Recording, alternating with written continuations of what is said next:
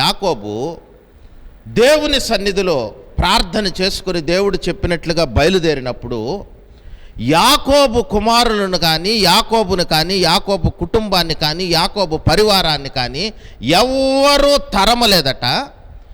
యాకోబు ప్రయాణము చేస్తున్నటువంటి ప్రాంతాలన్నిటిలో కూడా చుట్టుపట్ల దేవుని భయము నిలవబడి ఉన్నదట, దేవుని భయము నింపబడి ఉన్నదట.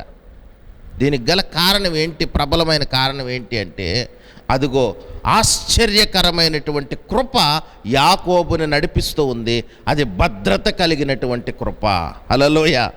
ఈ యాకోబు ప్రమాదకరమైనటువంటి ప్రయాణాన్ని చేస్తున్నప్పటికీ, మామూలుగా మనం అనుకుంటూ ఉంటాం ఒక్కొక్క పరిస్థితిని దాటేలోపు కత్తి మీద సామైనట్లు అవుతుంది అని. ఈ జీవితంలో, ఈ జీవిత ప్రయాణంలో మనం చేస్తున్న ఈ ప్రయాణం కూడా, ఈ జర్నీ మనం చేస్తున్నటువంటి ఈ ప్రయాణం ఆశీర్వాదకరమై ఉండేటట్లుగా, నెమ్మది కలిగినదై ఉండేటట్లుగా, ఆ ప్రయాణం ప్రాకారము కలిగినటువంటి పట్టణంలో దాచబడినటువంటి కృపతో ముడిపడినదై ఉండేటట్లుగా మనం నడిపింపబడాలి అంటే, అదిగో ఆయన ఆశ్చర్యకరమైన కృప మనల్ని నడిపించాలి. ఆయన ఆశ్చర్యకరమైనటువంటి కృప మనల్ని తీసుకువెళ్ళేదై ఉండాలి.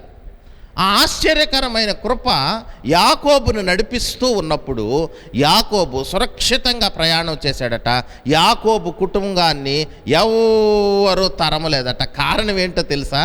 యాకోబు కుటుంబాన్ని తరమకపోవడానికి గల కారణం ఏంటంటే, యాకోబు దేవుని యొక్క ఆశ్చర్యకరమైనటువంటి కృపలో నడిపింపబడుతున్నటువంటి వాడు.